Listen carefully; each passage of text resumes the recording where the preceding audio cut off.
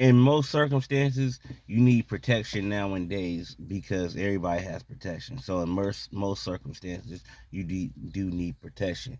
But how do we get to this point? How do we get to this point where nothing is getting rationalized, everything just turns to gunplay? How do we get to this point in the world? You don't even see fights no more. You don't even see a nigga coming over saying, let's fight. Like when I was younger, you know what I'm saying? We had a problem. You had a problem with somebody. You'll tell your homie like, I got a problem with him. You feel me? And then we'll just make it a day. Like we'll be like, all right, you want to see me? If it's really a problem, we'll squab on Wednesday. This is Wednesday, right? So that Wednesday, wake up in the morning, you gather up all your homies. You feel me? He gather up all his homies or who he fuck with. We meet up at the park or whatever at, get down, and it's over with. That's just mutual respect stuff. You know what I mean? But sometimes, you just had to get down where niggas at. Where you at, you just had to get down, get down. Whatever. You got down with the person, and usually after you followed them, that was that. You know, with the shooting era and everybody having guns and shooting, it's kind of hard to forgive somebody that you shot at. It's kind of hard for somebody to forgive you when you point a gun at. So this is where we at. But the thing is that the youngsters, they want respect for this type of lifestyle when you didn't grow up in that type of field. You know what I mean? Like, I'm not saying all youngsters didn't grow up hard. Like, there's some youngsters that grew up a very grueling life.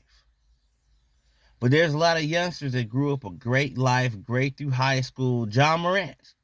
There's a lot of John great through high school, great grades, everything great. And then all of a sudden, in 1 year of being on the internet and coronavirus, all of a sudden, y'all turn out to be stone cold killers and want to be killers.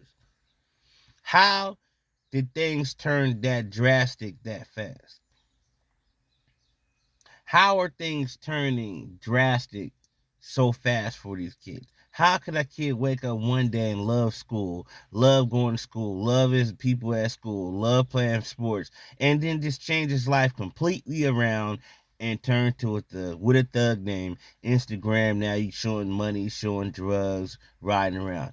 Where did things go in that? Where were the parents at when this transformation happened? I always see one thing about my daughter is I always ask my daughter how you doing. I always ask her caring questions. I always want to make sure she didn't transform into a different person. And I thank God for that. I thank everything for that she stayed the same type of woman. However, I know people that transform. Me, I transformed for the better.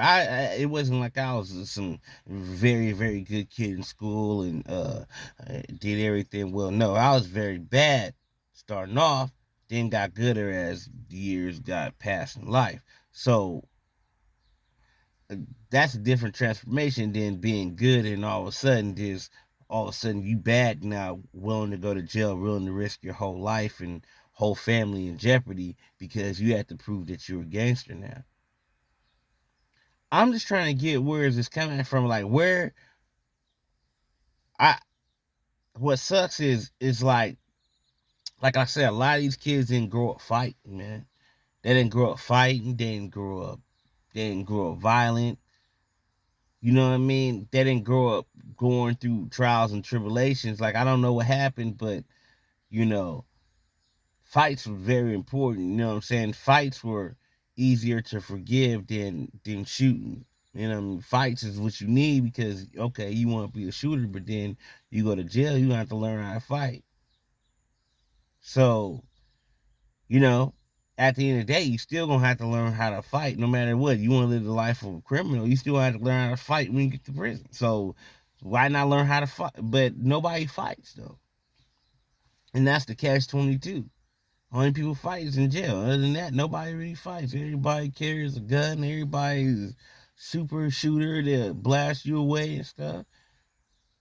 It's kind of it's kind of messed up. It's kind of messed up to think of it that way. That you know A person that you know in your entire life, you can't even get a fair one with them no more. It's just like whatever, you know what I mean? If you really got a problem, me stab you up, shoot you up, or something very violent, it escalates from a simple argument all the way to almost death now, or death.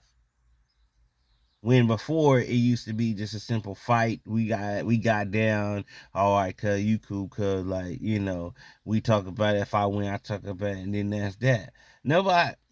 The thing about it, like, if I could tell youngsters this, is that it's okay to lose a fight.